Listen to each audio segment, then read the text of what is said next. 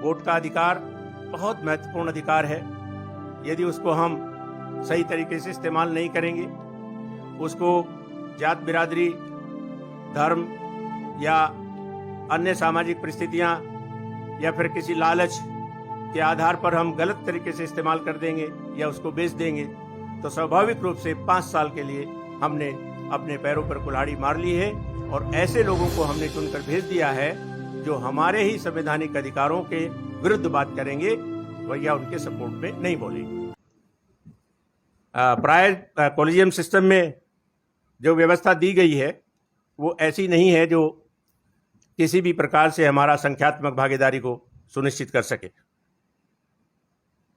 कश्यप साहब ने एक प्राइवेट बिल तैयार किया है, मैं सरसरी देखा है अभी, और बहुत अच्छी सोच है कि उस सोच को हम विकसित करें यदि हमको न्यायपालिका में और कार्यपालिका में अपना स्थान चाहिए। हम किस प्रकार से अपने अधिकारों को प्राप्त करें। हमारे जनप्रतिनिधि जितने चुनकर जा रहे हैं, क्या वो हमारे संवैधानिक अधिकारों की रक्षा कर रहे हैं, इस पर भी ध्यान दें। भले ही हमारे जनप्रतिनिधियों के ऊपर पार्टी का संविधान दल बदल विधेयक के रूप में एक तलवार की तरह लटका रहता है और वो एक सुर में न बोलकर केवल सामंतवादी व्यवस्था, यानी जो पार्टी में एक व्यक्ति उसका मुखिया है, जो वो कह रहा है उसकी हाँ में हाँ मिलाते हैं, इस पर भी ध्यान देना होगा। हमें ऐसे प्रतिनिधि चुनकर भेजने चाहिए जो अपनी बात कहने में डरे नहीं, भले ही उनकी विधायक की जो स्थिति है या उनकी सांसद की जो स्थिति है उस पर कोई आंच आए, लेकिन बोलने की स्वतंत्रता जब उसको है तो उसको बोलना चाहिए और इकट्ठे होकर बोलना चाहिए। तो कोई सूरत नहीं है कि पार्टी में उसकी बात न मानी जाए। परंतु आप देखते हैं कि हमारे प्रतिनिधि वहाँ चुनकर जाते हैं और वो अपनी बात उस तरह से नहीं कह पाते जिस तरह से वो हमको हमारा वोट ले जाकर या हमको आश्वासन देकर वहाँ जाते हैं।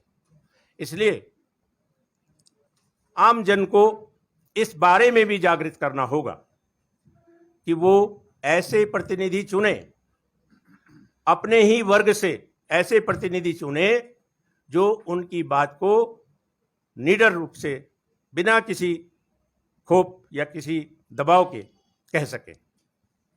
वोट का अधिकार बहुत महत्वपूर्ण अधिकार है। यदि उसको हम सही तरीके से इस्तेमाल नहीं करेंगे, उसको जात बिरादरी, धर्म या अन्य सामाजिक परिस्थितियां या फिर किसी लालच के आधार पर हम गलत तरीके से इस्तेमाल कर देंगे या उसको बेच देंगे, तो स्वाभाविक रूप से 5 साल के लिए हमने अपने पैरों पर कुल्हाड़ी मार ली है और ऐसे लोगों को हमने चुनकर भेज दिया है जो हमारे ही संवैधानिक अधिकारों के विरुद्ध बात करेंगे या उनके सपोर्ट में नहीं बोलेंगे। इसलिए वोट का अधिकार की जो एक वोट के अधिकार की जो एक महत्व है वो भी हमें आम जन को समझाना होगा और आम जन को उस बारे में जागृत करना होगा कि अपने ही समाज के लोगों को वोट देकर वहाँ पर विधायिका में भेजें ताकि वो लोग हमारे अधिकारों की रक्षा कर सकें। न्यायपालिका में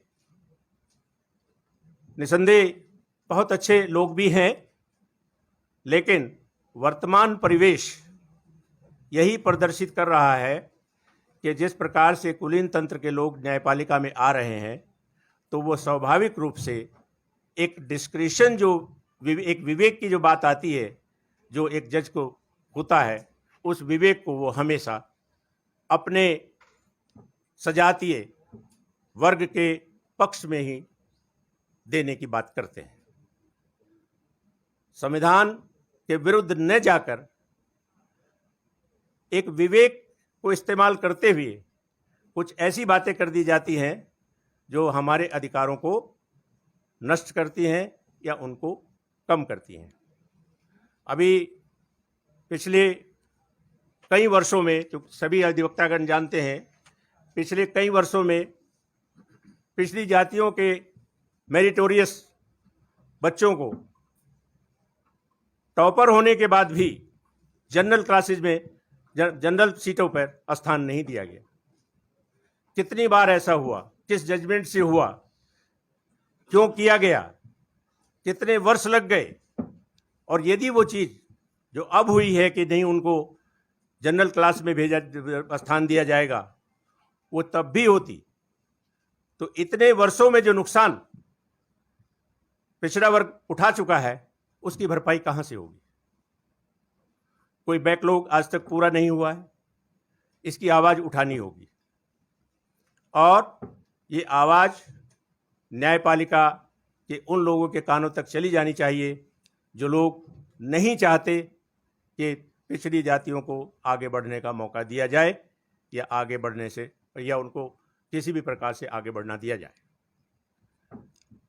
आप सभी लोग कानून के जानकार हैं। हम कानून पढ़ते हैं, जहाँ देखते हैं कि जज ने यहाँ अपना विवेक इस्तेमाल करते हुए कुछ बेईमानी की है तो हम कुछ करने की स्थिति में नहीं होते हैं। कारण बहुमत का निर्णय होता है, डिवीजन बेंच हो या फुल बेंच हो, बहुमत के निर्णय में हम कुछ कर नहीं सकते। परंतु जब हमारे वर्ग के लोग न्यायपालिका में संख्यात्मक भागीदारी के रूप में होंगे तो स्वाभाविक रूप से हम करने की स्थिति में होंगे। इसलिए ज़्यादा से ज़्यादा लोग पढ़ लिख कर न्यायपालिका में जाएं, ज़्यादा से ज़्यादा लोग पढ़ लिख कर कार्यपालिका के लिए तैयार हों, वहाँ तक जाएं जहाँ पर नीति निर्धारित होती हैं, और ज़्यादा से ज़्यादा लोग विधायिका में ऐसे भेजे जाएं जो कम से कम आपकी बात सुन सकें और पढ़े लिखे हों और कानून समझते हों। जब आदमी को जिस व्यक्ति को कानून बनाने का अधिकार दिया गया है, विधायिका कानून बनाती है और वह व्यक्ति कानून की भाषा नहीं समझता है, वो कानून जानता ही नहीं है, तो विधायिका में वो आपके हित की बात कैसे करेगा? न्यायपालिका में उस कानून की व्याख्या होती है, तो वो सब पार्टी बेस होता है। पार्टी के मुखिया जो चाहते हैं, जिस प्रकार की रणनीति वो बनाना चाहते हैं किसी भी कानून को पास कराने के लिए, वो बना लेते हैं, और हमारे विधायक या हमारे सांसद उसी पार्टी के होने के नाते पार्टी के विरुद्ध न जाने की डर से या दल बदल विरोधी कानून के डर से अपनी बात कहने में सफल नहीं हो पाते हैं। तो ये चीज़ें कुछ ऐसी हैं जिन पर हमें ध्यान देना होगा। न्यायपालिका और लोकतंत्र, न्यायपालिका लोकतंत्र स्थापित करने में सक्षम हो सकती है और होनी चाहिए। इसलिए कॉलेजियम सिस्टम खत्म होना चाहिए और जो सिस्टम पहले से था वही होना चाहिए, और संख्यात्मक भागीदारी सुनिश्चित की जानी चाहिए। इन्हीं मुद्दों पर हम बात करते हुए अपने मुहिम को आगे बढ़ाते रहें। मैं बहुत ज़्यादा न कहते हुए बस इतना ही कहना चाहूँगा कि जजेज लोग को ज़्यादा बोल नहीं पाते हैं, सुनते ज़्यादा हैं। इसलिए मैं अपनी बात इसी बात पर समाप्त करता हूँ कि हम सबको एकत्रित होकर अपनी आवाज़ उठानी चाहिए और एक सुर में बोलना चाहिए। अभी एक मुहिम सोशल रिवॉल्यूशन अलायंस का चला है, जिसमें सामाजिक न्याय पर कार्य करने वाले जितने भी संगठन हैं उनको एकत्रित करने का प्रयास हम लोग कर रहे हैं, और सब लोग एकत्रित होकर सामाजिक न्याय की बात करें। इस मुहिम को हम आगे बढ़ाएंगे, और वो संगठन जो उसके सदस्य होंगे वो अपने संगठन का अलग अस्तित्व रखते हुए भी अपने कार्यक्रम करते रहेंगे। तो ऐसे संगठनों की जब एक एसआरए के रूप में, सोशल रिवॉल्यूशन अलायंस के रूप में जब आवाज़ उठेगी तो उसका असर अलग से होगा। इन्हीं शब्दों के साथ मैं आप सभी का आभार प्रकट करता हूं कि मुझे आपने यहाँ बुलाकर आपको संबोधित करने का अवसर दिया।